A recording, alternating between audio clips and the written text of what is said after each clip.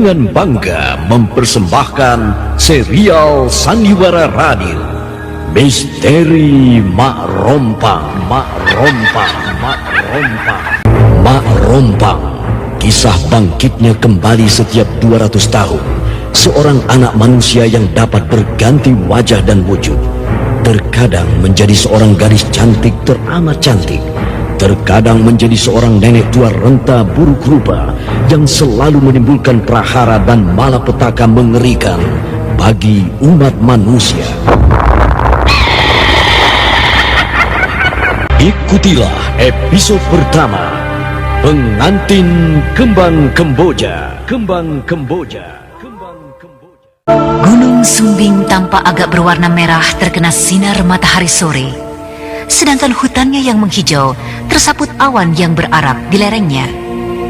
Di kaki gunung tampak sebuah desa kecil yang cukup terpencil. Sedangkan di dekat desa itu mengalir sebuah sungai kecil yang sering disebut sebagai Kalimati oleh penduduk desa. Desa Sendang Karang, desa yang dahulunya desa yang tenang, kini sedang terjadi huru-hara. Sedang terjadi bencana yang menggemparkan seluruh penduduk desa. Bahkan bencana itu juga melanda desa lain yang letaknya cukup berjauhan. Sehingga penduduk desa Sendang Karang hidup dalam bayang-bayang ketakutan yang teramat sangat. Terutama bila siang sudah berganti dengan malam.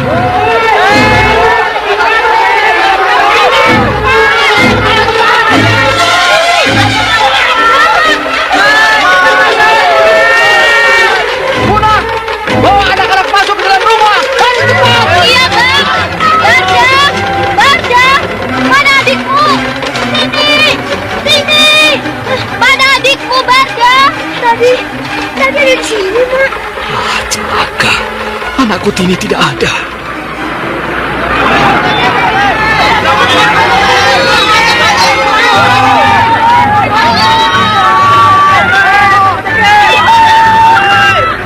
Barda, di mana adikmu? Tadi ada di sini, Pak. Lalu kemana dia? Di sana. Aduh, Tini. Jangan lupa dikunci. Bu Muna, cepat lari. Cepat. Kereta kuda itu akan lewat. Sudah. Kau dan emakmu masuk ke dalam rumah. Biar bapak yang mencari Tini. Aku ikut, Pak. Aduh, jangan.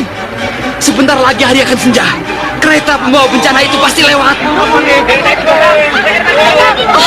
Hati-hati, Datang. Ayo cepat.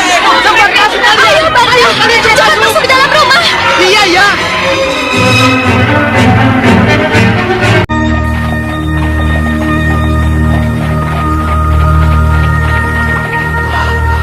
Aku sudah mendengar bunyi derap kaki kuda. Pasti kuda penarik kereta itu. Begitu kereta itu dekat, akan aku hadang. Lalu aku paksa kusir kereta itu menyerahkan anakku. Pasti kusir kereta itu yang menculik anakku. Kalau dia tidak mau menyerahkan anakku, maka aku akan tebas lehernya dengan golok ini.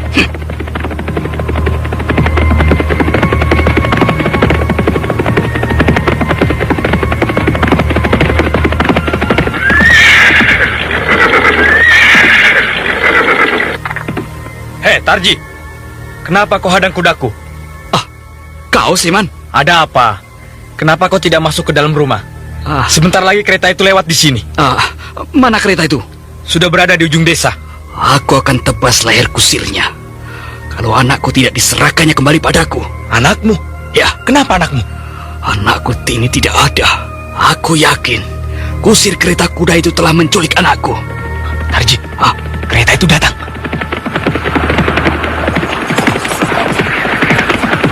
Mundur, Tarji! Awas, Tarji! Kereta itu sudah dekat! Tini! Tini! Tini!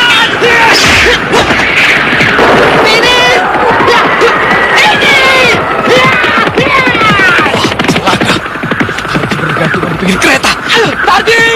Tarji! Aku harus kejar dia. Aku harus tolong Tarji.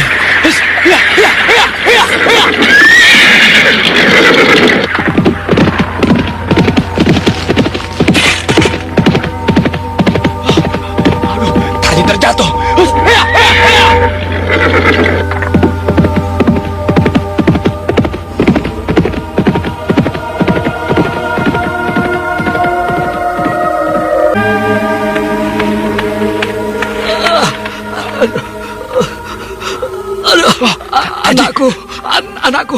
Anakku di bawahnya. Tarji, apamu yang sakit? Jangan pedulikan aku. Tolong anakku. Aduh, tolong dia. Tarji, aku tidak melihat anakmu di atas kereta tadi. Anakku Tini duduk di samping kusir kereta itu. Kusir kereta itu duduk sendirian, Tarji. Tidak ada siapa-siapa di sampingnya. Oh, anakku. Anakku duduk di sampingnya. Aneh. Seman mengangkat Tarji yang terjatuh dari kereta kuda. Sementara kereta kuda yang aneh itu sudah jauh meninggalkan batas desa. Bahkan kereta kuda itu sudah hilang di balik temaram senja hari. Berhari-hari kemurungan melanda Tarji dan istrinya. Karena sampai sekarang berita tentang anaknya tidak pernah terdengar lagi. Setelah lewat beberapa minggu, maka kereta kuda itu pasti akan kembali lewat di desa Sendang Karang. Lewat sambil menebarkan bencana bagi penduduk desa. Kereta kuda itu akan lewat bila malam jatuh pada bulan purnama. Nanti malam bulan purnama, kita tidak boleh lagi menyerah pada kereta siluman itu. Kita harus hadapi. Bahkan kita harus menghancurkan pembawa bencana itu. Kalau tidak, maka kembali korban akan berjatuhan. Kembali salah satu dari anak kalian akan hilang. Lihat saja. Sudah 5 purnama bencana itu melanda desa ini. Sudah 5 orang yang hilang dan mati. Husni, hilang entah kemana. Sedangkan Endah, mati secara mengerikan. Lalu Tori, Miran, dan terakhir Tini anak Tarji. Biasanya, yang dicari itu wanita bertai lalat di bibirnya. Untuk dijadikan istri oleh siluman itu. Aku tidak yakin itu siluman. Buktinya, aku bisa bergantung di pinggir kereta kuda itu ketika anakku dibawa lari. Tapi kata orang-orang, kereta itu memang kereta siluman. Kereta itu datang dari arah laut. Hah, ujang. Laut kan jauh dari desa ini. Tarji, bagi siluman, tidak ada yang dibilang jauh. Semua bisa mereka lakukan dengan sekejap. Bahkan orang-orang itu diculik untuk tumbang. Aku rasa ada orang yang sedang mencoba ilmunya. Ilmu hitam yang harus dilatih dengan membunuh manusia. Aku tidak peduli apakah itu siluman atau orang yang sedang mencoba ilmu. Yang penting bagiku, malam nanti aku harus membuat perhitungan dengan kusir kereta itu. Karena aku telah melihat jelas anakku duduk di samping kusir itu dengan badannya terikat di dinding kereta. Nah, yang aku harapkan, kau Seman, Ujang, dan juga yang lain mau membantu aku untuk membuat perhitungan dengan kereta pembawa bencana itu. Masa tidak mau? Kita harus amankan desa kita. Ya, betul. Nah, kawan-kawan. Ya. Sebentar lagi hari akan senja. Biasanya kereta itu lewat senja hari atau tengah malam. Jadi, kita harus bersiap-siap. Ayo, siap kita. Wah, sudah tengah malam begini, bulan sudah bersinar dengan terang. Tapi kereta itu belum juga muncul. Mungkin kereta itu tidak muncul malam ini karena dia sudah tahu kalau kita akan menghadang mereka. Pasti muncul. Sabarlah. Iya, Tarji. Kereta itu tidak akan muncul. Dia pasti muncul, Ujang. Tarji, kereta itu sudah kembali sejak senja tadi. Ketika dia sampai di batas desa, dia melihat penjagaan kita begitu kuat. Kita pasti mendengar bunyi kereta itu kalau dia mendekati perbatasan desa kita. Sudahlah, tidak usah bertengkar. Kita tunggu saja sampai pagi hari.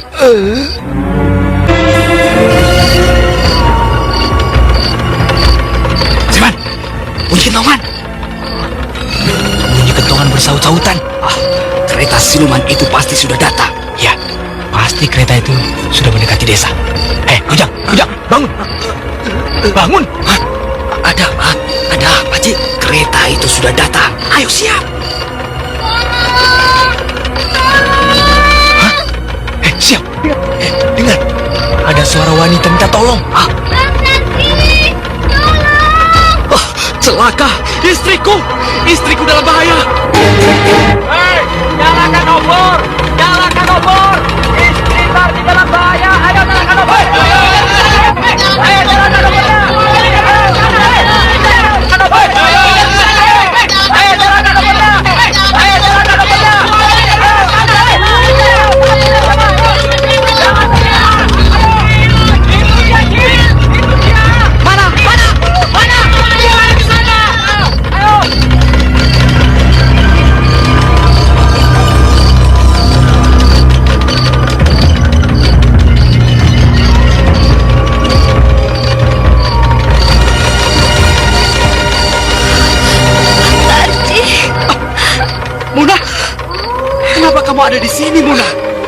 Mereka menyeret aku, Bang. Siapa?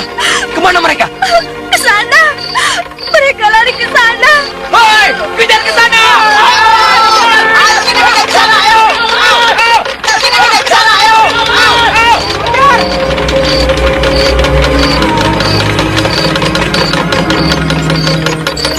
Tarji, kau tunggu istrimu di sini.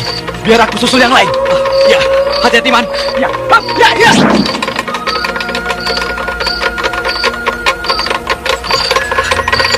Siapa yang membawamu kemari, Munah? Orang. Ada 3 orang yang menyeretku sampai di sini, Bang. Kau kenal dengan ketiga orang itu? Tidak. Mereka berpakaian hitam-hitam. Mereka ingin menemui Bang Tarji. Mereka ingin membuat perhitungan dengan Abang. Karena kereta kuda mereka rusak, Abang gantungi. Ajar. Itu sebabnya mereka datang tidak memakai kereta kuda.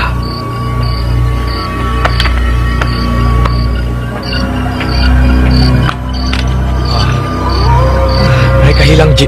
Hah? Aku tidak dapat mengejar mereka. Ujang mana? Ujang masih menunggu di batas desa. Kata orang-orang, yang menyeret istrimu ini ada 3 orang. Mereka berpakaian hitam-hitam.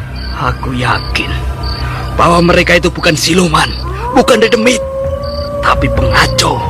Pengacau dari desa lain.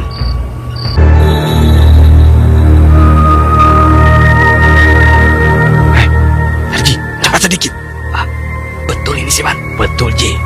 Orang desa lereng itu bilang padaku bahwa anakmu ada di desa mereka. Baiklah. Tapi bagaimana? Hari sudah mulai senja. Jangan khawatir. Kita coba jalan tepi kali. Kita tidak akan berjalan di jalan desa. Bang Tarji? Hah? Jadi juga pergi, Bang? Kau jangan khawatir, Munah. Orang-orang akan menjagamu di rumah ini. Anakmu si Barda kemana, Tarji? Aku ungsikan di rumah neneknya. Baguslah. Terus siapa saja yang pergi bersama kita? Cuma kita berdua. Jangan khawatir. Jangan khawatir. Aku tidak pernah khawatir. Malah aku ingin sekali bertemu dengan bajingan-bajingan itu. Munah, aku pergi. Iya, Bang. Hati-hati di jalan. Iya.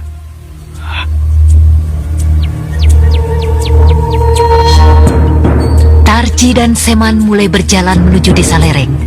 Sementara hari sudah bergerak senja. Jalan-jalan di desa Sendangkarang tampak sepi. Di ujung-ujung desa tampak 3 atau 4 orang yang berjaga-jaga. Mereka memberikan salam pada Tarji dan Seman ketika kedua orang itu berpapasan dengan mereka. Ketika hari sudah mulai gelap, Tarji dan Seman menyusur jalan di tepi sungai. Sungai yang lazim disebut Kalimati oleh penduduk desa itu. Mereka berjalan sangat hati-hati. Mata mereka mencoba menembus gelapnya malam. Sedangkan sebentar-sebentar Tarji meraba gagang golok yang terselip di pinggangnya. Hati-hati, Tarji. Malam ini gelap sekali. Iya, tapi aku masih hafal jalan di tepi sungai ini, walau gelap begini.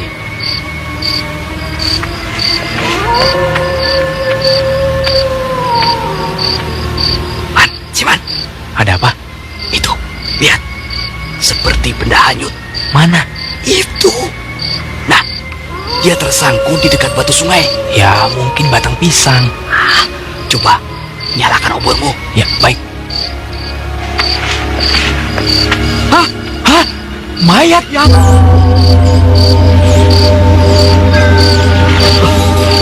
Tini! Mayat anakku, Tini! Mayat Tini. Mungkin hanyut dari kampung lereng. Tarji, dengar bunyi kentongan. Arahnya dari desa kita. Lihat ke sana. Obor-obor sudah dinyalakan di seluruh desa. Wah, desa kita dalam bahaya.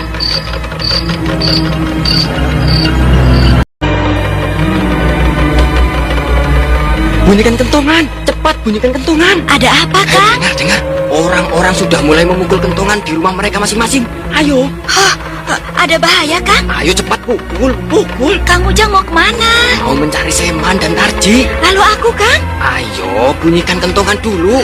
Iya. jangan tinggalkan aku, Kang. Aku takut. Tidak apa-apa. Aku tidak lama, Darsi.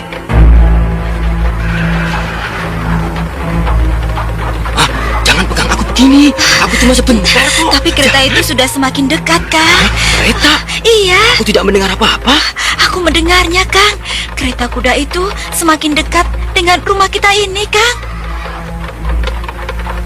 Tuh, kau dengar? Kentongan sudah semakin ramai dibunyikan orang.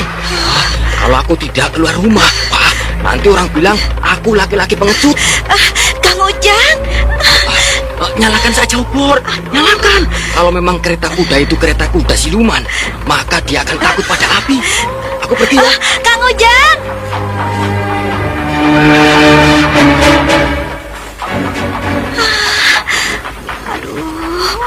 Bunyi kentongan sudah semakin jauh. Kang Ujang juga sudah jauh berlari. Kereta kuda. Aku melihat sebuah kereta kuda mendekat kemari.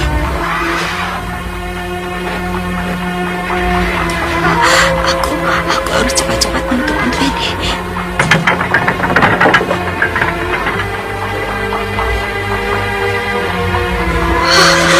Kereta kuda itu lewat persis di depan rumahku.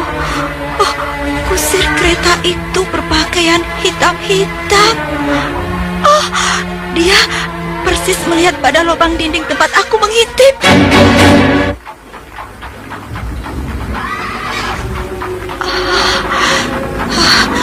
Sudah lewat. Kereta itu sudah lewat. Tapi kenapa kusir kereta itu melihat persis pada lubang dinding ini? Dia persis melihatku. Wajahnya mengerikan. Lebih-lebih terkena sinar lampu kereta kudanya. Rambut. Ada sehelai rambut panjang jatuh ke mukaku. Rambut apa ini? Kasar dan sangat hitam. Jatuh selembar lagi.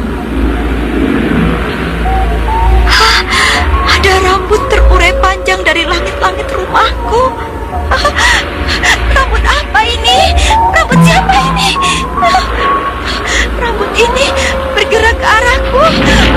Kang Ojek!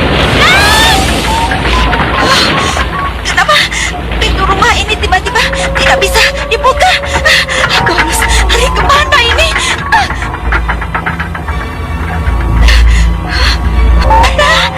Darah menetes satu-satu dari ujung rambut itu. Darah ini menetes di mukaku.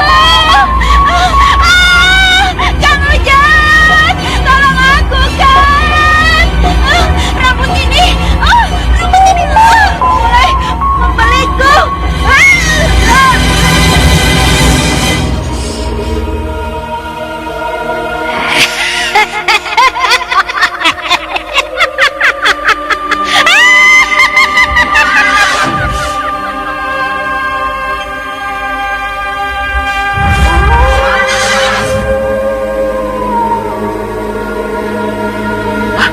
Di rumahmu, Jang. Di rumahmu kereta itu berhenti. Istriku dalam bahaya. Ayo, kita kepung rumahmu. Ayo. Tenang dulu. Kita tidak boleh gegabah. Jang, lihat Jang. Seseorang itu membopong istrimu ke atas kereta. Ayo kita ajar.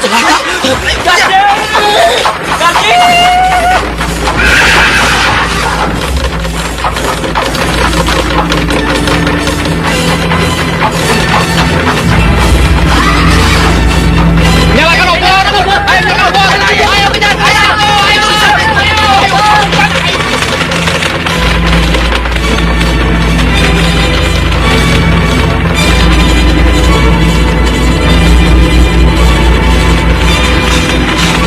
Benar, Dastam. Istriku tidak ada. Aku kan bilang, istrimu itu dibawa oleh kusir kereta itu. Darsi! Darsi! Ayo, kita kejar. Ayo kejar! Ayo!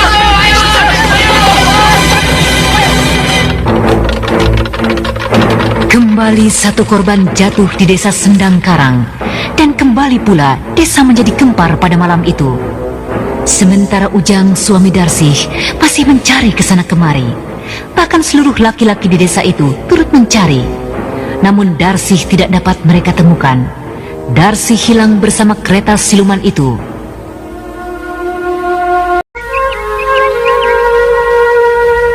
Hari kini sudah beranjak siang. Angin semilir bertiup di antara panasnya matahari. Sedangkan penduduk desa Sendangkarang masih murung dan cemas. Aku yakin penduduk lereng yang telah menculik anakku, menculik Darsi, istri Ujang, bukan karena kereta siluman. Kereta itu milik penduduk lereng. Lalu Jang, bagaimana menurutmu? Wah, entahlah. Aku jadi ragu. Apakah kereta kuda itu milik penduduk desa lereng? Ataukah kereta siluman? Yang aku lihat, bahwa seorang yang berpakaian hitam-hitam membopong istriku ke atas kereta itu. Lalu, kereta itu hilang entah kemana. Penduduk lereng memang suka berpakaian hitam-hitam. Betul. Kalian harus ingat bahwa istriku Munah adalah penduduk desa lereng, kembang desa yang aku bawa lari. Sehingga penduduk desa itu menaruh dendam padaku. Dan kalian tentu belum lupa bahwa ketika itu di rumah Darsi lah aku titipkan Munah. Tapi Tarji, peristiwa itu kan sudah lama berlalu. Bahkan orang-orang desa lereng sudah memaafkan kejadian itu. Mungkin mereka hanya maaf di mulut saja. Lalu setelah 11 tahun mereka menunggu, maka kini mereka membalaskan sakit hati mereka. Mereka pikir aku ini lupa. Mereka pikir kita sudah lupa. Aku yakin bahwa kejadian-kejadian yang menimpa desa kita bukan karena orang-orang desa lereng. Ya, tapi memang bencana aneh yang sulit kita hadapi. Sudah. Sekarang begini saja, Destam. Bagiku, siapa yang mau ikut aku ke desa lereng untuk membuat perhitungan dengan mereka, mari. Tapi yang tidak mau, tidak apa-apa. Aku tidak ingin mereka berpikir bahwa kita tidak sanggup membalas kekurang ajaran mereka. Kalau aku sanggup membawa lari kembang desa lereng, berarti aku berani menghadapi mereka. Pertentangan mulai terjadi di antara penduduk desa Sendangkarang. Namun mereka bisa menerima alasan Tarji untuk membuat perhitungan dengan orang-orang desa lereng. Sebuah desa yang terletak di lereng Gunung Sumbing. Desa yang berhawa sejuk dengan pemandangannya yang indah. Di jalan desa yang sempit dan mendaki, tampak seseorang berlari-lari kecil. Dari caranya berlari, bisa diduga bahwa orang itu sedang membawa berita sangat penting. Kusnam, lihat. Siapa yang menuju kemari itu? Kalau tidak salah, si Lomban. Ya, Lomban. Berita apa lagi yang akan disampaikannya pada kita? Woi! Bajo! Bajo! Lomban! Ada berita apa lagi? Bajo, Kalian belum dengar bahwa tadi malam bencana kembali melanda desa itu? Darsi, istri Ujang, dibawa kereta kuda yang aneh itu. Kereta kuda itu lagi. Apakah sampai sekarang masih belum diketemukan? Belum. Kita bersyukur bahwa desa kita tidak mengalami hal seperti mereka. Aku sudah bosan menghadapi bencana, menghadapi keributan. Sudah cukup keributan yang terjadi 11 tahun yang lalu antara desa kita dengan desa Sendangkarang. Keributan yang hampir saja membawa korban. Hanya karena Munah dibawa lari oleh Tarji dari desa Sendangkarang. Tapi keributan itu bisa terjadi lagi, Bajo. Maksudmu? Aku melihat Darsi di ujung desa ketika aku pulang dari mencari kayu di hutan. Darsi? Darsi istri Ujang? Iya. Aku khawatir orang-orang desa Sendang akan menuduh kita menculik Darsi. Mereka pasti menuduh kita. Mau kemana perempuan itu? Aku tidak tahu. Dia berjalan bersama dengan 3 orang yang tidak aku kenal. Mereka masuk ke dalam desa kita. Mereka tidak melihat aku. Iya, pasti orang-orang itu yang menculik Darsi. Mari, kita cari mereka. Kalau ketemu, kita paksa orang-orang itu mengembalikan Darsi ke desanya.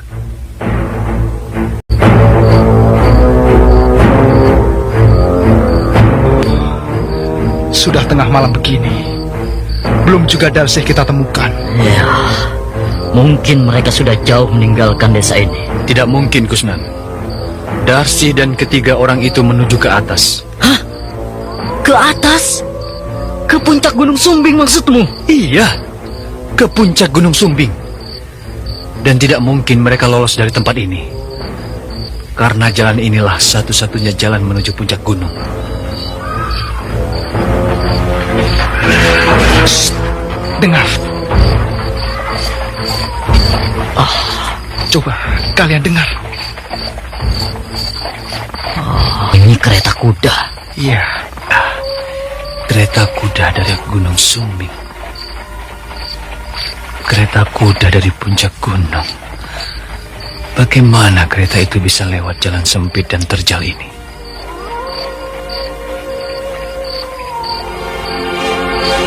Shh, lihat. Lampu lentera kereta itu sudah tampak. Kereta kuda itu menuju kemari.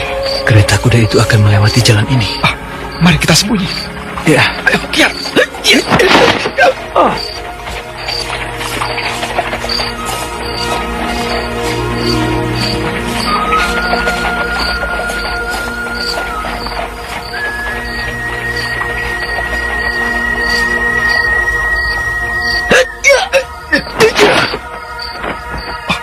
Sebentar lagi, kereta kuda itu akan lewat di depan kita. Aku ingin tahu siapa kusir kereta aneh itu.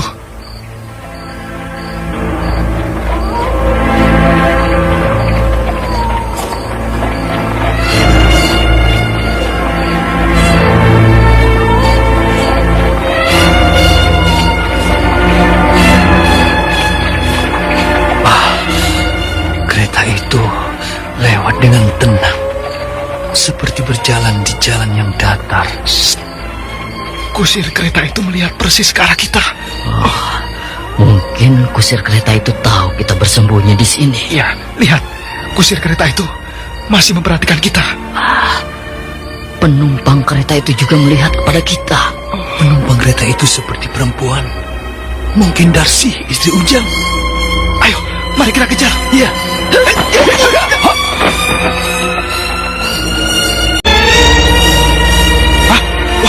Kereta kuda itu hilang. Yang ada hanya seuntai rambut panjang bergerak menuju desa kita. Mari kita kejar. Tunggu. Mungkin kita sedang berhadapan dengan penunggu Gunung Sumbing. Kemana perginya rambut tadi, Kusnan? Hei, Kusnan, kamu tidur? Tidak.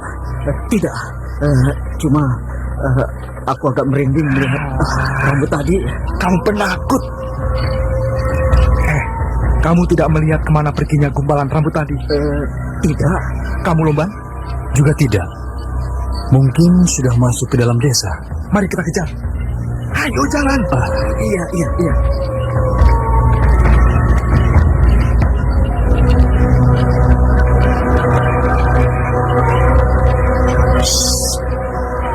Berhenti.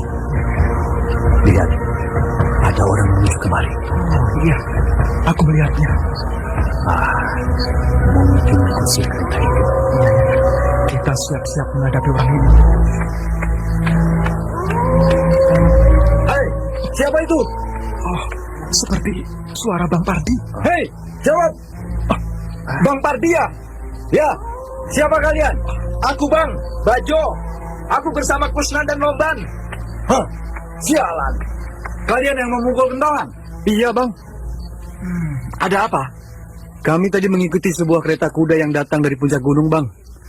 Lalu tiba-tiba kereta kuda itu hilang. Yang tampak hanya segumpal rambut panjang bergerak memasuki desa. Rambut panjang? Iya, Bang. Segumpal rambut panjang? Aneh. Yang aku lihat hanya sebuah kereta kuda keluar dari desa ini. Kemana, Bang? Kemana kereta kuda itu perginya? Bang, kemana, Bang? Terus ke bawah. Mungkin menuju desa Sendang Karang. Desa Sendang Karang?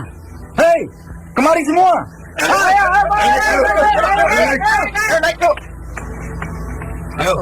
Ayo. Bang Pardi membawa orang-orang desa. Mereka keluar rumah karena mendengar kentongan. Hei, nyalakan obor-obor kalian. Ya bang. Bang, ya bang. Wah, banyak sekali. Kalian lihat, ternyata yang memukul kentongan itu adalah Bajo, Kusnan, dan Lomban. Mereka melihat kereta kuda dari arah sana. Persis seperti apa yang aku lihat. Hah? Oh, kereta kuda. Di mana ada kereta kuda? Siapa yang punya kereta kuda? Sudah. Siapa ya? Kalian jangan berdebat, tidak ada gunanya. Walau kalian tidak melihat, tetapi aku dan mereka bertiga melihat kereta kuda itu. Nah, kita harus berjaga-jaga demi keselamatan desa kita. Kita tidak mau desa kita mengalami bencana seperti desa Sendangkarang. Oleh sebab itu, bila mendengar bunyi kentongan, cepat keluar rumah dan nyalakan obor. Aku yakin ada orang yang sedang mencoba ilmunya terhadap desa Sendangkarang. Bahkan mungkin juga terhadap desa kita. Mungkin juga ada orang yang sedang menuntut ilmu di puncak Gunung Sumbing. Lalu dia mulai mencoba ilmunya. Ayo, kita menyebar ke seluruh desa. Malam ini jangan ada yang tidur. Kita harus menjaga ketentraman desa kita. Ayo ke sana. Ya, aku pengen. Jam, mana yang lain? Itu di belakang. Siapa saja mereka? Saya terus tahu. Kapal ini, kau dan aku. Bagus. Jangan banyak-banyak. Yang penting mereka itu adalah orang-orang andalan di desa kita. Cepat sedikit. Ayo, cepat sedikit. Sebentar lagi hari pagi. Lagi. Lewat mana kita? Ya, seperti kemarin. Lewat tepi Kalimati. Tunggu. Kalian dengar? Bunyi kereta kuda. Kereta kuda. Bagus. Mereka datang. Sekarang kita hadapi dulu kereta kuda itu. Baru kita membuat perhitungan dengan orang-orang desa lereng. Tidak usah. Kita hadapi saja berlima. Siap semua. Kereta itu sebentar lagi akan melewati tempat ini. Siap semua. Tenang aja. Kita semua sudah siap. Cepat betul kereta itu lewat di hadapan kita. Lomban! Ada apa, Tarji? Kusir kereta itu si Lomban. Lomban penduduk desa lereng. Hei, Lomban! Berhenti kamu! Ayo kejar! Tunggu. Betul kusir kereta itu si Lomban? Pasti. Aku tidak salah lihat. Apalagi hari sudah terang tanah begini. Ayo, kita kejar.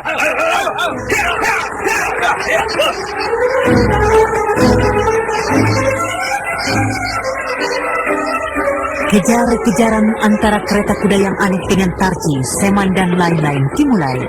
Sementara hari menjelang pagi, burung-burung sudah mulai berkicau. Kereta kuda menuju perbatasan desa Sendangkarang dengan kecepatan yang cukup tinggi, sehingga membuat Tarji dan kawan-kawannya berlari sekuat tenaga untuk bisa memperpendek jarak. Makin lama, jarak kereta kuda itu semakin jauh. Bahkan akhirnya terlihat samar-samar di balik kabut pagi yang cukup tebal. Tarji dan kawan-kawannya tertinggal semakin jauh. Namun mereka tidak berhenti. Mereka yakin bahwa kereta kuda itu menuju desa lereng, karena kusir kereta itu adalah Lomban yang berasal dari desa lereng. Hari sudah pagi. Matahari sudah mulai memerah di sebelah timur. Orang-orang desa lereng sudah bangun dari tidur mereka. Namun rupanya mereka dikejutkan oleh suara gemuruh roda kereta yang lewat di jalan desa. Sementara bentuk kereta itu tidak terlihat sama sekali. Bahkan kelima orang Sendangkarang yang berlari di belakang gemuruhnya bunyi roda kereta juga tidak tampak oleh mereka. Sehingga orang-orang desa itu hanya terpaku keheranan. Kejar terus! Jangan sampai kehilangan jejak! Kita sudah memasuki desa lereng. Jangan takut. Yang penting kita harus bisa menangkap Lomban. Berhenti! Kita kehilangan jejak. Bunyi roda kereta itu tidak terdengar lagi. Lihat ke bawah. Kita sudah jauh berjalan. Desa lereng berada di bawah kita. Kita sudah hampir sampai di puncak Gunung Sumbing. Iya. Padahal Kalau kita tempuh berjalan kaki dari desa lereng kemarin, maka bisa 1 hari perjalanan. Kita tersesat. Kita sudah tersesat.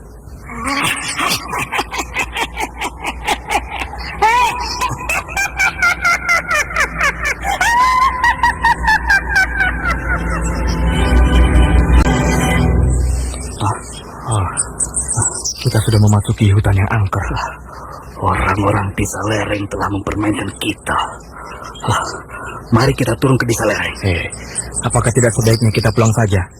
Karena kalau kita ke desa lereng, kita akan sampai menjelang malam hari.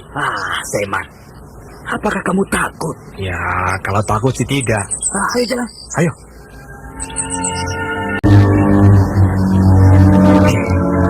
Rasa-rasanya bukan ini jalan ke desa lereng, Tarji. Kalau kita tempuh jalan yang tadi, maka kita akan lama sampai di desa itu. Darji! Darji! Darji! Ujang, mana Darji? Itu Darji! Darji! Ujang, awas! Darji! Ujang! Darji!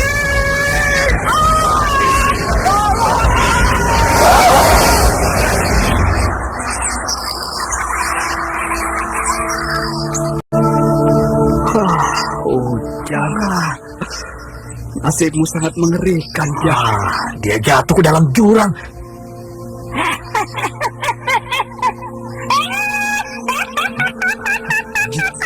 Kau dengar suara tertawa itu? Ya, tertawa itu persis seperti tertawa yang kita dengar tadi pagi. Bagaimana Bang Pardi? Sudah malam begini. Lomban belum juga kembali. Apa perlu kita cari ke puncak gunung? Sebaiknya besok pagi saja. Karena jalan ke puncak gunung itu berbahaya. Kita pasang obor sebanyak mungkin. Jangan, berbahaya. Dengar, Maji. Suara kereta kuda. Iya. Kau dengar, Kusna? Iya. Kita tunggu apa yang akan terjadi.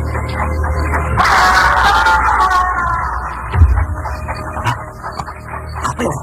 Ada yang jatuh dari atas kereta kuda itu, Bang Pardi. Tunggu. Jangan mendekat. Kereta kuda itu sudah jauh. Ayo kita lihat. Apa yang mereka jatuhkan dari atas kereta itu? Lomban, Bang. Lomban yang mereka jatuhkan. Wah, iya. Mereka jatuhkan dari atas kereta kuda. Lomban. Lomban sudah tidak bernyawa. Lomban. Mereka bunuh. Kurang ajar. Apa mau mereka? Siapa mereka sebenarnya? Desa kita mulai mendapat bencana. Bang Pardi, ada orang datang. Siap-siap kalian. Nampaknya bukan orang desa kita.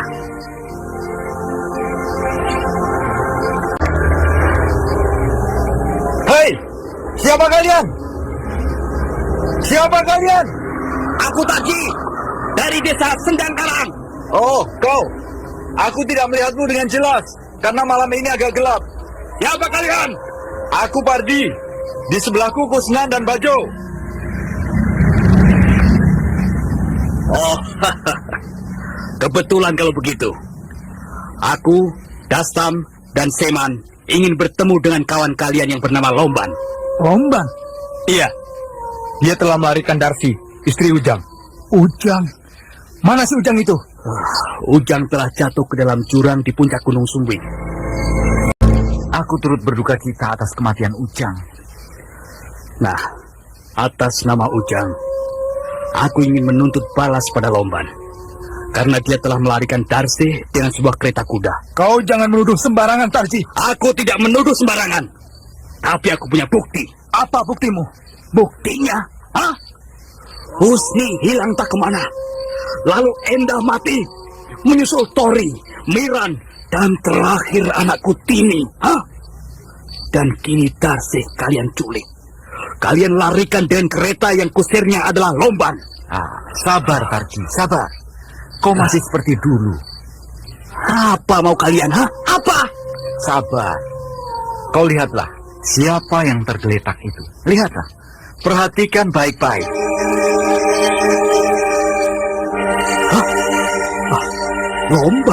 Lomban. Kenapa dia? Baru saja dia dilemparkan dari atas sebuah kereta. Hah? Jadi dia? Ya, Lomban mati dibunuh oleh kusir kereta kuda itu.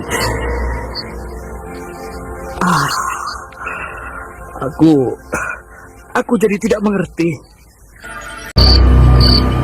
Aduh, kemana bapakmu itu? Sampai tengah malam begini belum juga pulang. Mungkin masih di balai desa, Mak. Tadi sore Mak lewat sana, tapi tidak ada siapa-siapa. Sepi-sepi saja. Atau mungkin di rumah Pak Seman, Mak. Entahlah. Tapi perasaan Mak tidak enak. Aduh, jangan-jangan bapakmu dapat bahaya. Nah, Barda, kamu dengar itu? Kentongan, Mak. Kentongan dipukul orang. Tapi jauh, Mak. Biar jauh, berarti ada bahaya. Desa kita kembali dalam bahaya. Aku pukul kentongan, Mak. Tidak usah, kita diam saja. Mak, bunyi kentongan makin banyak, Mak. Aku pukul kentongan juga ya, Mak. Tidak usah, Barda. Biar rame, Mak. Tidak usah. Biar orang tahu kalau kita di rumah. Barda, tidak usah. Ada orang di halaman rumah kita. Biar aku. Jangan dibuka. Bapakmu tidak ada. Muna. Nah, bapak, Mak. Bapak pulang. Tunggu, Barda. Suara bapakmu tidak seperti itu. Muna, buka pintu. Bapak, Mak. Bapak pulang. Jangan bukakan pintu, Barda. Bapak! Kenapa, Barda? Tidak ada siapa-siapa, Mak. Tutup pintu cepat. Pasak pintunya. Palang pintunya. Tidak ada siapa-siapa, Mak. Mak kan sudah bilang itu bukan suara bapakmu. Tapi aku rasa memang suara bapak, Mak. Sudah. Jangan kemana-mana. Duduk dekat emak di sini. Apa tuh, Mak? Shh, jangan ribut. Diam saja. Mak, ada darah menetes di lantai rumah kita, Mak. Kamu jangan menakut-nakutin emak. Betul, Mak. Lihat tuh, mana? Itu. Iya. Darah apa itu ya? Mungkin darah orang, Mas. Ngaco kamu. Darah itu terus menetes. Sekarang makin banyak. Mak. Ada apa, Nak?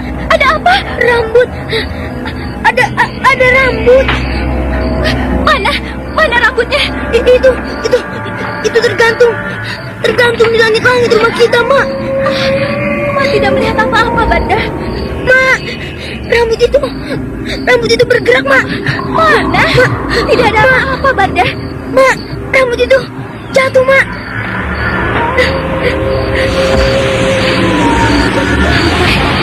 Tapi aku tidak melihatnya. Rambut itu mendekati kita, Mak. Mak, lari, Mak. Lari. Banda, tunggu, Banda. Lari, Mak. Lari.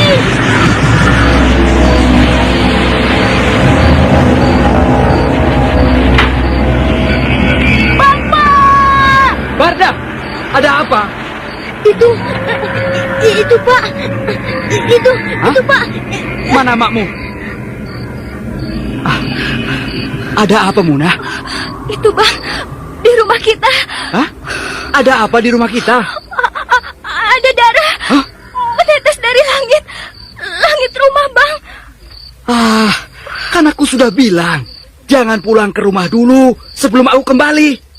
Tinggal saja di rumah orang tuamu. Pak, Mak pingsan. Pegang tangan emakmu, ya. Jangan sampai lepas. Ada apa ini? Ada apa ini? Ji, ada apa, Ji? Hah? Ada apa? Istriku pingsan, Man. Bawa ke situ. Hei, ayo Gontong. bawa ke tempat yang terang. Awas, jangan Ya, awas. Hei, yang lain ikut aku memeriksa rumah Tarji.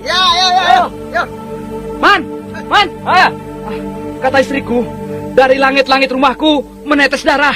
Entah darah siapa. Iya, akan aku selidiki. Dastam, temani aku. Ayo.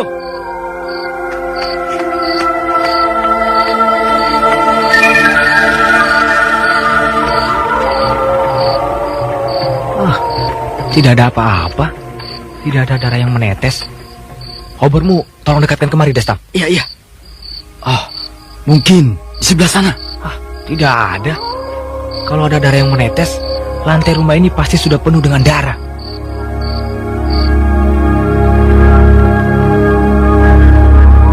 Seman dan Dastam masih memeriksa rumah kawannya Tarji. Namun mereka tidak menemukan apa-apa di dalam rumah itu, kecuali pintu belakang yang tampak rusak, seperti bekas dibuka paksa. Bencana kembali melanda desa Sendangkarang, seperti orang-orang desa itu sedang dihukum karena berbuat dosa. Namun mereka tidak tahu dosa apa yang telah mereka buat, salah apa yang sudah mereka lakukan, dan siapa yang menghukum mereka. Matahari sedang bersinar dengan terik, burung-burung hinggap dan berlindung di balik rindang pepohonan. Sedang desa Sendangkarang tampak sepi. Hanya ada beberapa orang tampak duduk-duduk di depan rumah mereka sambil berbincang-bincang. Ya, aku sudah dengar bahwa Sendangkarang sedang dalam bencana. Hanya aku tidak tahu kalau bencana itu menimpa keluargamu, Tarji. Untuk itulah saya datang ke tempat Tuk Tunggal siang ini. Tuk Tunggal jauh lebih pintar dari saya.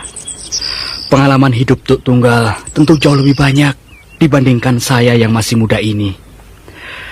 Dan yang paling penting, bahwa Tuk Tunggal bukan sembarang orang. Sehingga memang pantas kalau Tuk Tunggal adalah tempat bertanya bagi saya. Ya. Sudahlah. Apa yang akan kau tanyakan padaku, Tarji? Begini Tuk Tunggal. Siapa sebenarnya yang benci padaku, Tuk? Sehingga sampai hati dia menganiaya keluargaku. Bahkan anak perempuanku tega dia bunuh. Kalau dilihat kejadiannya, bukan keluargamu saja yang menjadi sasaran keganasan ini, tapi yang lain juga kan? Iya, Tuk. Cuma keluargaku yang mendapat gangguan gencar begini, seolah-olah dia ingin membunuh seluruh keluargaku. Apakah orang lereng, Tuk? Tarji, hidup ini sebenarnya bisa tentram, bisa damai, bila di dalam dada kita masing-masing tidak ada saling curiga mencurigai. Nah, itu yang harus kau jaga. Aku yakin orang-orang desa lereng tidak punya dendam sama sekali terhadapmu. Kalau mereka masih mendendam, maka 11 tahun yang lalu kau sudah menjadi mayat, Tarji. Kenapa begitu, Tuk? Bukankah dulu aku sudah bersedia menantang mereka satu persatu? Tapi mereka tidak ada yang berani menerima tantanganku itu. Kalau tantanganku dulu mereka terima, mungkin mereka yang akan terkapar menjadi mayat. Nah. Inilah, Tarji, sifat penaik darahmu itu yang belum hilang dari dalam dirimu. Apakah kau lupa bahwa di desa lereng ada si Bajo, ada si Parti, bahkan ada si Lomban. Sayang si Lomban sudah meninggal. Nah, kepandaian silat mereka tidak di bawahmu, bahkan jauh di atasmu. Kalau dulu mereka tidak memandang aku, maka aku rasa kau hanya pulang nama saja. Apalagi guru silat mereka yang bernama Ki Pandai Urat sudah tidak sabar untuk menghabisimu. Tarji, kau persis seperti bapakmu. Bapakmu sebenarnya orang baik, tapi dia harus mati di ujung senjata lawannya ketika masih semuda usiamu ini.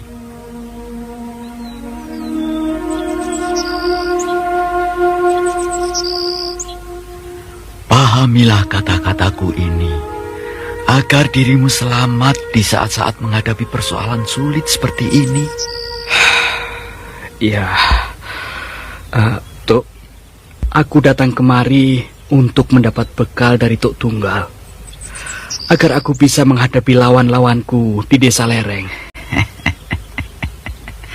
Tarji, kalau bekal, kata-kataku tadi sudah merupakan bekal untukmu. Peganglah itu baik-baik. Jangan menuduh orang lereng. Lalu siapa yang harus aku cari, Tuk? Siapa yang harus aku minta pertanggungjawaban atas kematian anakku, atas tersiksanya batin istriku, atas tersiksanya hidup kami, Tuk Tunggal? Tarji, mencari pelakunya itu yang sulit. Kau harus sabar, harus tenang. Karena sampai sekarang tidak satu orang pun tahu siapa yang bertanggung jawab atas bencana-bencana kematian semua ini. Ya, namun aku bisa menyimpulkan bahwa pelakunya bukan sembarang orang, tapi pasti seseorang yang sangat tinggi tingkat ilmunya, sehingga dengan mudah dia melakukan apa yang dia inginkan tanpa seorang pun tahu. Andai dia mau, kita yang sedang duduk ini pun bisa dia lenyapkan tanpa kita dapat berbuat apa-apa. Tuk Tunggal, lalu buat apa dia membunuh anakku? Membunuh orang-orang Sendang Karang? Sedangkan dia tidak pernah mengatakan kesalahan apa yang sudah kami lakukan terhadap pembunuh itu. Nah. Jawaban itu yang harus kita cari. Nah, coba pulanglah. Aku khawatir tentang istrimu. Iya, Tuk. Terima kasih.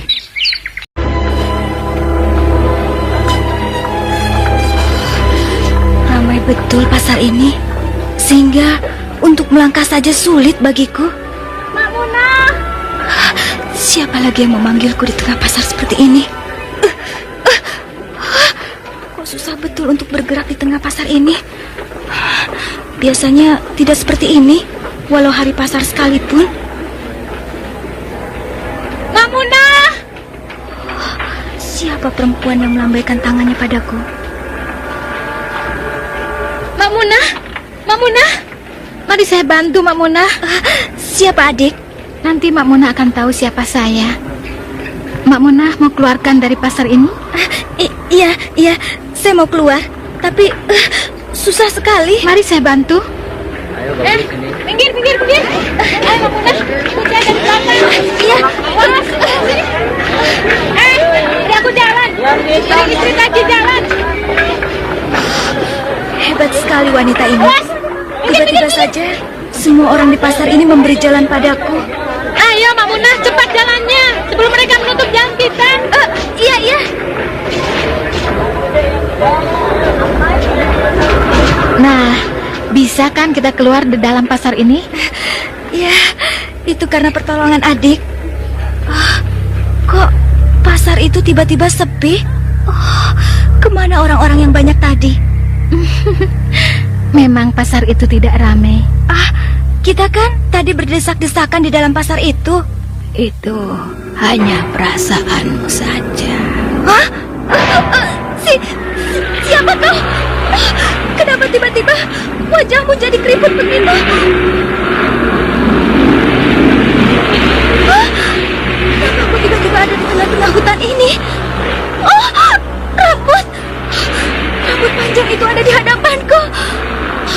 Wanita tadi kemana? Rambut itu membelitku.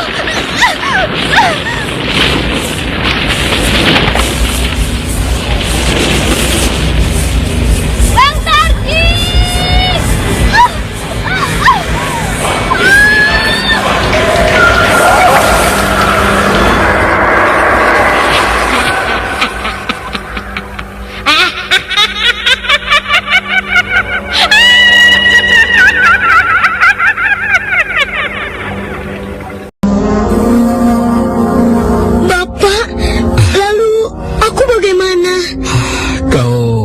Jangan khawatir anakku.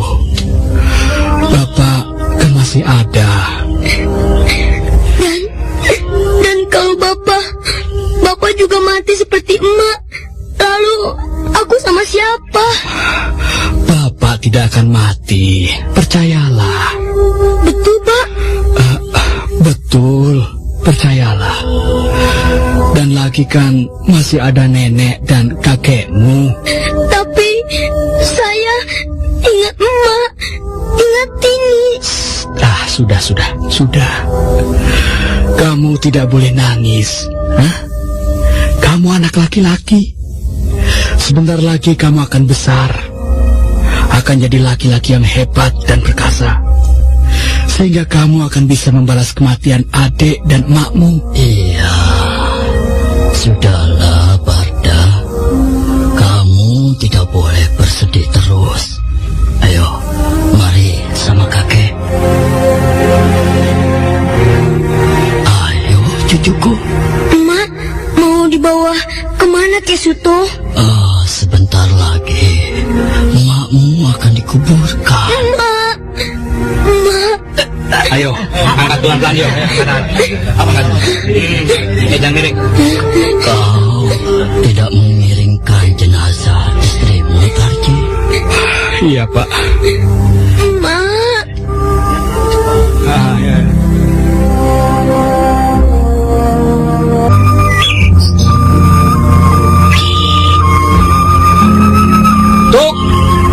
Tuk tunggal. Tuk tunggal. Aku sudah tahu, Tarji. Aku sudah tahu apa yang terjadi pada istrimu. Nah, ini jadinya Tuk Tunggal. Ini jadinya. Padahal aku sudah menahan sabar. Sudah tidak menuduh siapa-siapa. Tapi kenapa istriku harus mereka bunuh? Kenapa? Apa salah istriku? Kalau memang aku yang salah, kenapa tidak aku yang mereka cari? Kenapa tidak aku yang mereka bunuh? Duduklah, Tarji. Tidak baik bicara berdiri seperti itu. Setelah kau duduk, baru kita pikirkan apa yang harus kita lakukan. Baik, Tuk. Aku duduk. Nah, Tuk, apa yang harus aku lakukan sekarang? Apakah aku berhenti? Diam tidak mau tahu siapa pembunuh istri dan anakku? Tarji, kau harus mencari siapa pembunuh orang yang kau cintai itu, Tarji. Jadi bukan berdiam diri saja. Hanya aku katakan padamu dulu, jangan mencari dan menyelesaikan persoalan ini dengan membabi buta. Dengan hati yang panas, kau harus tenang. Bahkan kau harus sesabar mungkin. Karena engkau, bahkan kita semua sedang menghadapi lawan yang tangguh. Bahkan sebelum bertindak, lebih baik kita periksa diri kita terlebih dulu. Tuk Tunggal, periksa diri bagaimana? Apa maksud Tuk Tunggal? Ya, mungkin kau pernah menyakiti atau menghina seseorang tanpa kau sadari, sehingga orang itu dendam padamu. Dendam orang itu sudah keterlaluan, Tuk Tunggal. Dia sudah membalaskan sakit hatinya dengan merenggut 2 nyawa keluargaku. Dan untuk ini, aku menantangnya dan menuntut balas, walau nyawaku taruhannya. Jangan bicara berteriak begitu, Tarji. Karena aku menjadi takut. Kalau bicaramu ini dibawa dan disampaikan oleh angin yang lalu. Aku tidak takut, Tuk Tunggal. Buat apa lagi hidup? Kalau orang-orang yang aku cintai sudah tidak ada lagi, Tuk. Ingat, Tarji, kau masih punya anak laki-laki. Didik dan besarkanlah dia, agar dia bisa menuntut balas. Kenapa harus anakku yang menuntut balas, Tuk Tunggal? Aku sendiri bisa menuntut balas atas kematian istri dan anakku. Asal aku tahu siapa yang melakukan semua ini.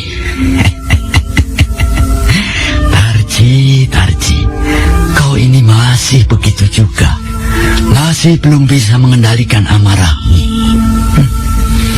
Baiklah, cuma yang paling penting, seperti yang aku katakan tadi, sebelum kita bertindak, sebelum kau bertindak, kita harus memeriksa diri kita terlebih dulu. Baru kita memeriksa kesalahan orang lain. Baik, akan aku lakukan. Tapi yang penting bagiku adalah hutang harta, bayar harta. Hutang nyawa, bayar nyawa. Nah, ini, ayo, duduk di sini. Iya, ya. Lihat, kopimu sudah hampir dingin. Biarlah. Bagiku panas atau dingin, sama saja. Berarti kau sudah lama menungguku di warung ini. Iya, sudah. Sejak matahari berada di pucuk pohon ketapang itu. Bagaimana? Berita apa yang kau dengar? Berita tentang apa? Ya, berita tentang keluarga Tarji. Dengar, Tarji pergi kepada Tuk Tunggal. Betul begitu? Ya, kalau terjadi pada keluargaku pun, aku akan menghadap pada Tuk Tunggal. Iya. Kalau tidak kepada Tuk Tunggal, lalu kepada siapa lagi kita harus minta nasihat? Karena orang tua itulah satu-satunya yang mengerti hal-hal seperti ini di desa kita. Dan bukan itu saja. Kejadian-kejadian semacam ini hanya Tuk Tunggal yang bisa mengatasi. Hanya Tuk Tunggal yang bisa menghadapi. Nah, lalu apa kata Tuk Tunggal? Begini, kata Tuk Tunggal, mungkin si Tarji pernah menyakiti hati orang, sehingga orang itu membalasnya seperti sekarang ini. Kira-kira siapa orangnya yang berbuat seperti ini, Wira? Wah, kalau itu aku tidak tahu. Tapi si Tarji kan memang begitu. Semua orang ditantangnya. Semua orang di desa ini dianggap remeh. Sampai-sampai desa ini akan perang dengan desa lereng karena ulah dia, iya kan? Ya, tapi bagaimana dengan si Husni? Dia hilang begitu saja. Lalu si Miran, Enda, dan si Tori mati secara mengerikan. Ya, mungkin pembunuh itu salah alamat. Yang dituju keluarga Tarji, tapi yang kena orang lain. Tuk Tunggal bilang begitu? Bukan, ini hanya dugaan saja. Jadi apa sebenarnya salah Tarji sampai pembunuh itu menghukum Tarji seperti ini? Dia pernah berteriak-teriak menantang orang desa lereng 11 tahun yang lalu. Iya, aku tahu. Itu terjadi ketika dia membawa lari Munah dari desa itu. Iya, tapi Tarji kan menantang seluruh orang desa lereng. Bahkan dia bilang, setan belang pun dia tidak takut. Nah, untung saja orang desa lereng masih menghargai Tuk Tunggal. Kalau tidak, maka desa kita akan rata dengan tanah. Masa Tarji menantang begitu? Betul. Dan tampaknya waktu itu Ki Pandai Urat sudah tidak sabar untuk menghukum si Tarji. Ya, kalau sampai Ki Pandai Urat yang turun tangan, siapa yang sanggup menghadapinya? Kecuali Tuk Tunggal. Karena Ki Pandai Urat adalah pendekar yang bisa ilmu luar dan ilmu dalam. Jangan-jangan Ki Pandai Urat yang melakukan semua ini, Wira? Jangan keras-keras. Orang yang duduk di sebelahmu itu memperhatikan kita dari tadi. Maaf Kisanak. Pembicaraan Kisanak berdua dari tadi sangat menarik bagi saya. Apa boleh saya memberikan keterangan sedikit? Rasanya Kisanak seperti bukan orang desa ini. Saya belum pernah melihat Kisanak. Ya, saya memang bukan orang desa ini. Hanya kebetulan saya lewat dan mampir di warung ini. Siapa nama Kisanak? Daksa. Saya berasal dari desa yang jauh. 2 hari 2 malam kalau ditempuh berjalan kaki dari sini. Di mana letaknya desa Kisanak itu? Ya, di balik Gunung Sumbing itu. Tapi saya tahu persis kenapa Tarji mendapat bencana seperti itu. Kisanak kenal dengan Tarji? Tidak. Tapi aku tahu apa yang telah dibuat Tarji, sehingga dia mendapat bencana yang mengerikan itu. Apa yang telah dilakukannya? Dia pernah berada di hulu sungai Tembesi, induk dari Kalimati yang mengalir di desa ini. Tapi dia sudah berbuat yang tidak pantas di sana. Apa yang sudah dilakukannya? ketika dia membawa lari Munah 11 tahun yang lalu. Dia bermalam di sana dengan beberapa kawannya. Lalu, ketika malam hari dia dinasihati oleh seorang perempuan tua agar Munah dikembalikan saja ke desanya. Malah dia menghina perempuan itu. Bahkan Tarji menikamkan belati ke dada perempuan itu. Tarji memang begitu. Padahal perempuan itu mengatakan yang sebenarnya. Tapi Tarji menganggap bahwa perempuan itu menghalangi niatnya. Lalu, akhirnya perempuan malang itu mati. Tarji dan kawan-kawannya meninggalkan mayat perempuan itu begitu saja. Tidak berapa lama, orang-orang desa lereng sampai pula ke sana. Namun mereka tidak menemukan Tarji dan kawan-kawannya. Mereka hanya menemukan mayat perempuan itu. Tapi sayang, mayat itu tidak mereka urus sebagaimana mestinya. Malah laki-laki yang bernama Lomban menendang mayat itu ke sungai Tembesi. Sedangkan kawan-kawannya tertawa melihat kelakuan Lomban. Kasihan perempuan tua itu. Pada waktu mudanya dulu, dia pernah juga mengalami perkawinan. Namun perkawinan itu gagal karena suaminya digait oleh seorang gadis cantik yang mempunyai tai lalat di bibirnya. Saya harus meneruskan perjalanan saya. Desa saya masih jauh. Tapi ingatlah bahwa bencana yang terjadi sekarang tidak akan berhenti sampai di sini sebelum orang-orang yang menghina perempuan itu menerima pembalasan. Perempuan? Maksud saya arwah perempuan tua itu yang akan menuntut balas? Bukan. Tapi mereka kena karma. Hukum karma. Apa yang mereka buat, maka mereka akan menerima akibatnya. Bukankah begitu hidup ini? Iya. Saya permisi. Iya. Iya.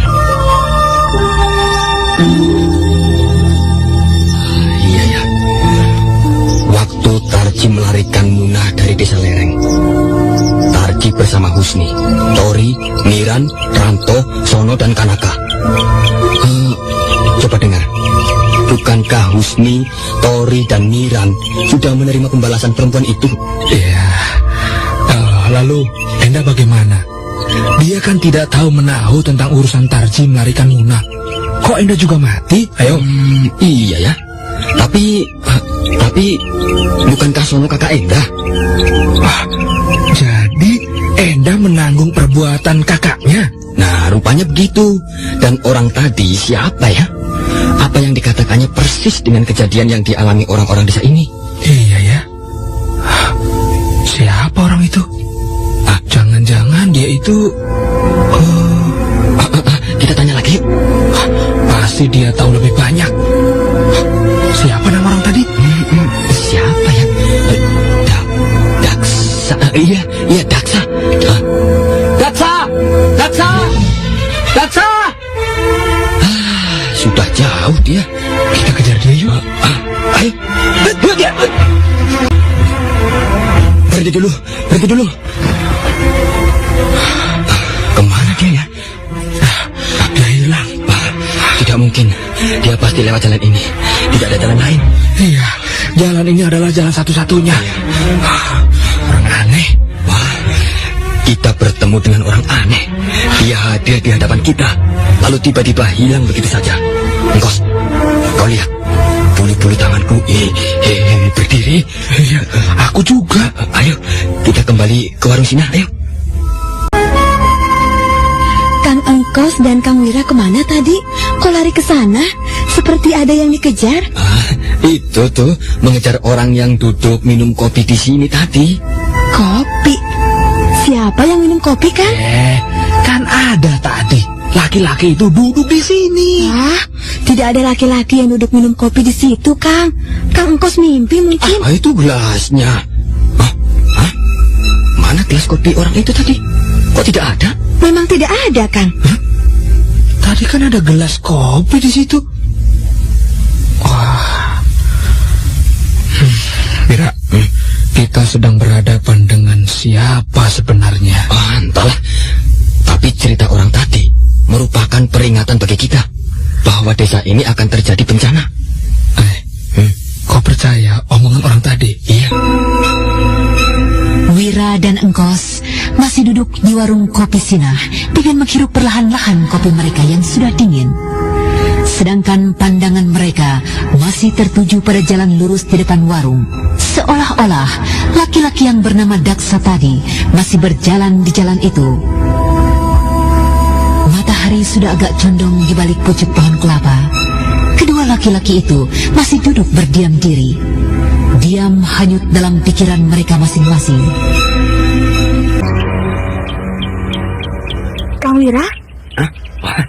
Ada apa sih, Nah? Kang Wira dan Kang Engkos tidak akan pulang.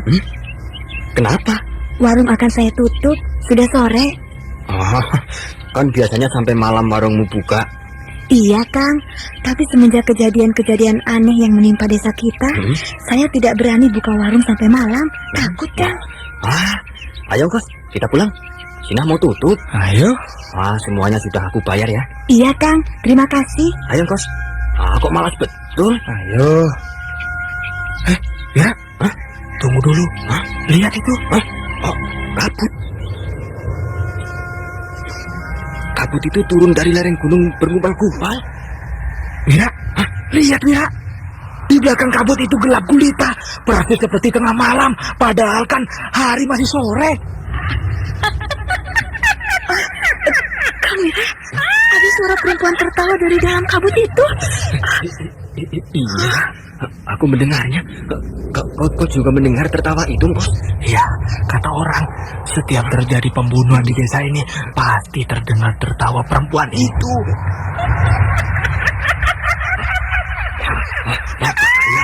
Bahaya, kita dalam bahaya. Ya, cepat tinggalkan tempat ini. Cepat. Tunggu, Kang Wira, aku mau menutup warung dulu.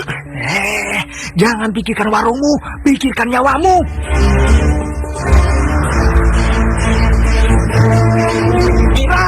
Mau kemana kau? Mau membunyikan kentongan? Cepat Sina, sebentar lagi kabut itu akan melanda kita. Iya, Kang.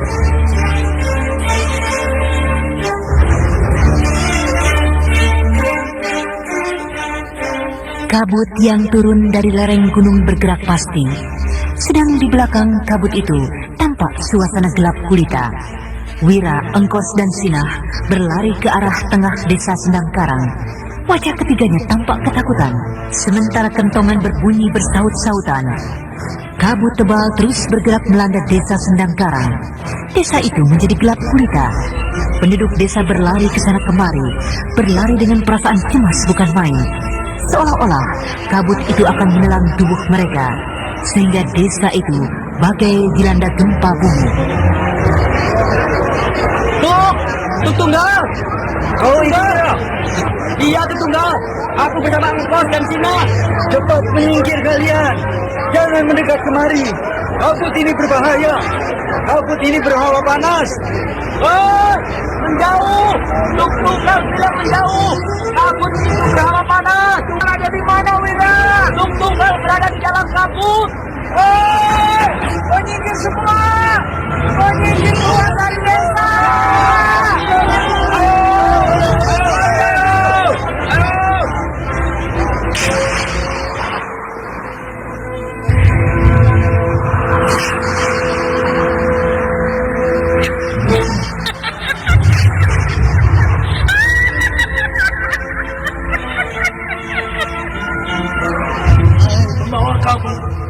Apa salah anak cucu kami sehingga desa ini ditutup dengan kabut yang tebal? Pergilah, pergilah, jangan membunuh anak cucu kami. Pergilah, aku Tuk Tunggal yang nenek moyangku berasal dari hulu sungai Tembesi. Ya!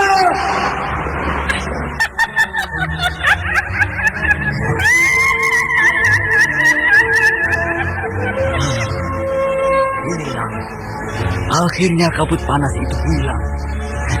Ternyata aku dapat mengusirnya. Tuk Tunggal tidak apa-apa? Tidak. Aku selamat. Bagaimana dengan yang lain, Wira? Rasa-rasanya tidak ada yang meninggal, Datuk. Hanya saja beberapa orang merasa kulit mereka seperti terbakar. Mereka terkena hawa panas. Bawa mereka ke rumahku. Biar aku obati. Iya, Tuk. Hei, kenapa itu? Kenapa mereka Enggos? Tuk Tunggal, Tuk. Ada apa, Enggos? Sono, Tuk. Sono mati. Hah? Pasti dia terkena kabut tadi. Iya, Tuk. Tubuhnya hitam, seperti terbakar. Akhirnya makan korban juga dia. Engkos, Sono ternyata sudah membayar perbuatannya.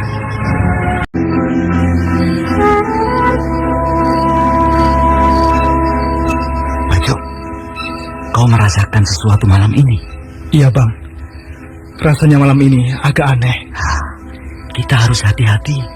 Siapa tahu kita akan mengalami sesuatu. Bang Pardi niatnya jelek. Bukan niat, Bajo. Tapi ini perasaanku. Kawan-kawan yang lain juga keluar malam ini. Semua keluar. Kita tidak mau kejadian seperti di desa Sendangkarang terjadi di sini, Bang. Iya. Kabut panas itu sudah menelan korban. Kalau tidak salah, si Sono yang jadi korban. Iya, memang dia. Padahal aku masih dendam terhadap dia.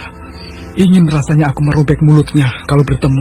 Ya, dia yang memanas-manasi si Tarji ketika mereka kita kejar 11 tahun yang lalu. Bang Pardi melihat itu seperti seseorang sedang berjalan ke arah kita, Bang. Oh iya. Siapa itu? Hei, siapa itu? Siap-siap aja. Rasa-rasanya orang ini bukan penduduk desa kita. Iya, aku sudah siap, Bang. Kau siap? Aku akan menghadang orang ini. Iya.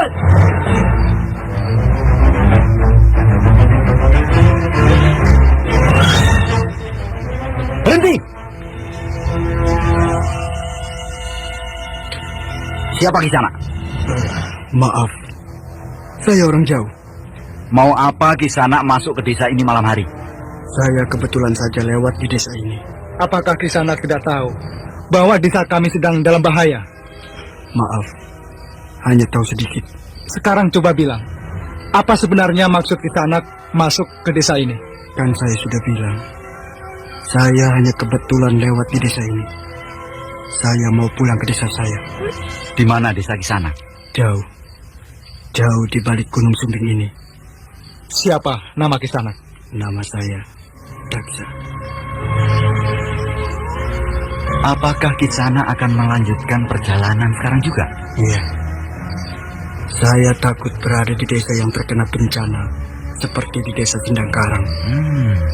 Jadi Kisanak tahu kalau desa ini juga terkena bencana seperti di Sendangkarang? Iya. Bukankah laki-laki yang bernama Lomban telah mati? Sama seperti Miran, Tori, Ujang, dan yang terakhir Sono dari desa Sendangkarang. Rupanya Kisanak lebih tahu dari kami. Oh, tidak juga. Hanya dengar dari orang-orang. Tapi hati-hatilah.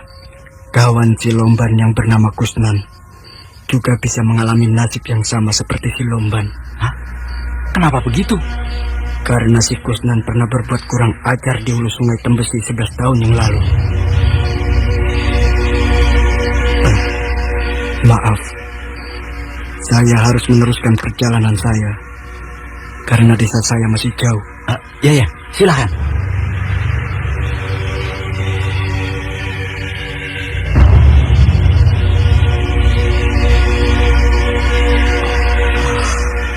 Orang itu aneh, Pak Jo. Iya, Bang. Dia tahu semuanya. Daksa, laki-laki aneh yang berasal dari balik Gunung Sumbing itu, berlalu dengan cepat dari hadapan Bajo dan Pardi.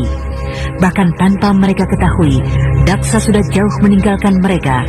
Di pinggir desa lereng, Daksa mengetuk sebuah pintu rumah. Dengan sigap, pemilik rumah itu membukakan pintu. Sementara di luar, malam gelap gulita menyelimuti seluruh desa lereng.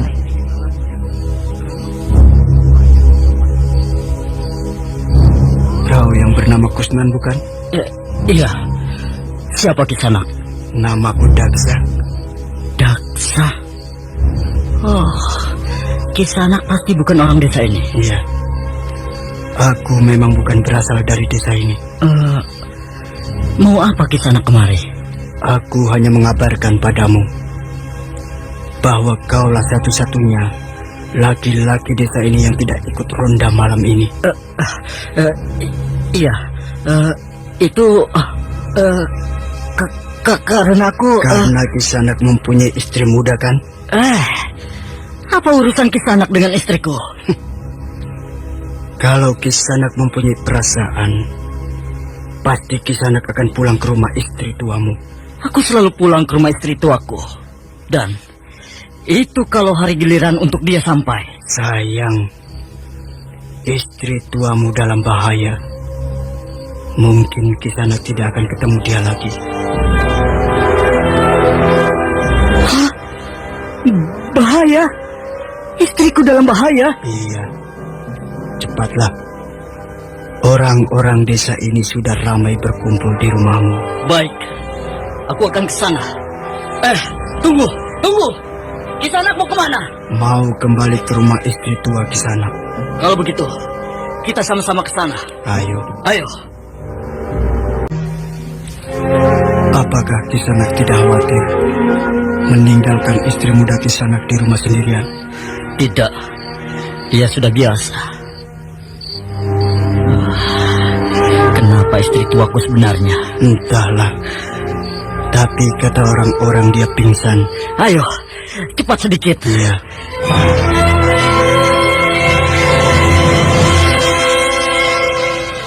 Hei, kenapa kemari? Memang kemari. Jalan ke rumah istri tuaku, bukan kemari. Memang kemari. Aku yang tahu jalan ke rumah istri tuaku. Aku juga tahu.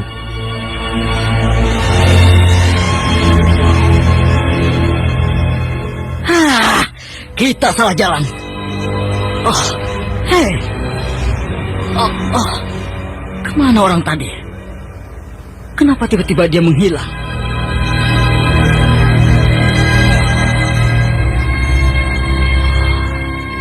Dia rupanya mencoba menipuku.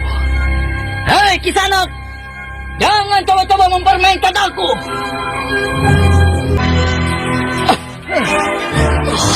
Apa ini? Ada bayangan hitam tergantung di mukaku. Aduh.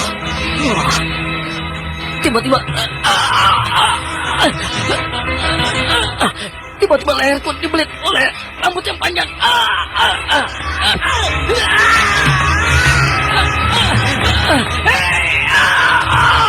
Kenapa kau cekikkanku? Siapa kau?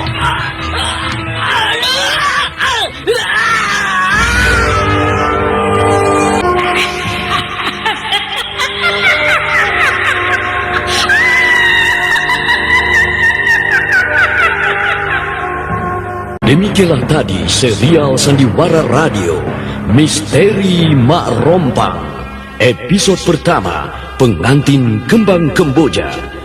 Terima kasih atas perhatian Anda. Sampai jumpa.